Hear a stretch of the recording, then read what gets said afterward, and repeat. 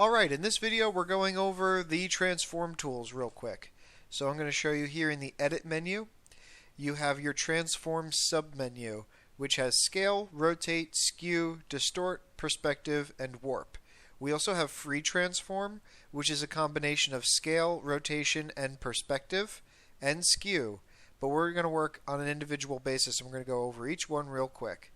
So we have scale first.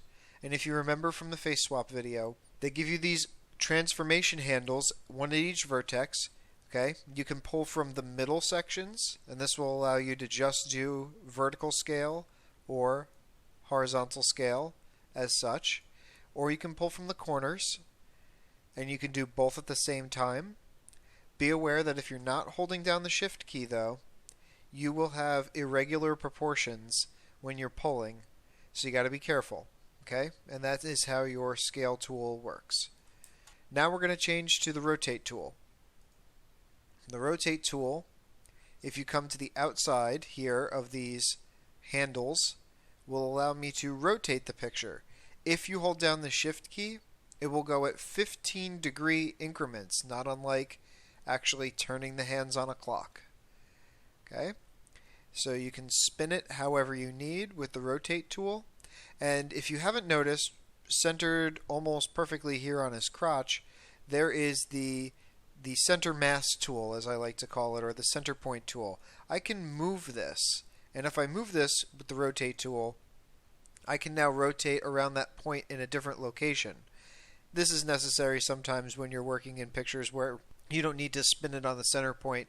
You need to kind of kick it around something, so you can do it that way. Or maybe I want his head to be the focus point of my spinning, so I do it that way. It's just a nice little trick for you guys to know. Let's go back to our edit menu and let's check out skew. Now, skew changes proportions in a different way. If I grab from the corner, it will basically squeeze the top and stretch everything to compensate. Let's bring that back because that looked terrible. If you grab from the center section, you can literally just pull and stretch this way, so you can make it look like he hasn't had his V8 this morning. You know, I don't even know if that's a reference that you guys understand anymore, because I don't know if there are V8 commercials anymore on TV. If you don't know what I'm talking about, just smile and nod. We'll move on. Let's go back to transform, and let's go to distort. And if we go to distort, it's like skew, except it's a little bit more robust. You can change things this way as well.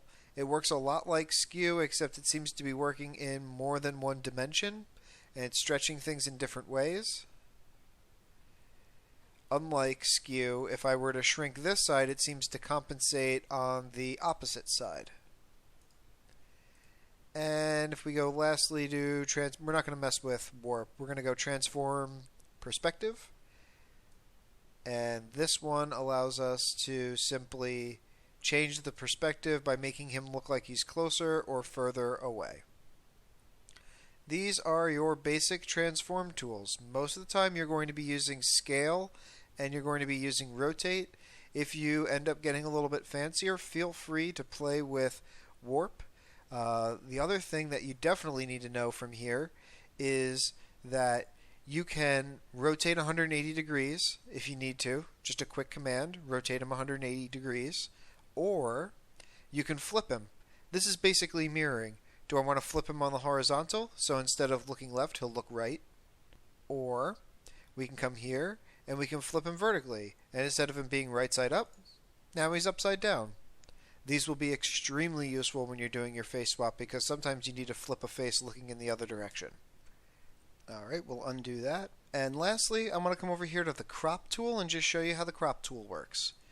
The crop tool will put little boundaries around here that will allow you to remove portions of the picture that you don't want. Now, it works geometrically. Okay, and we're not going to get into the fanciness here, but I want to remove some of this white space. I'm going to come in like so, and that is it. I hit the check mark up here to approve, and now my picture is smaller. I decide I didn't need his legs anyway, so I'm just going to crop that chunk out. Okay, and that's the crop tool.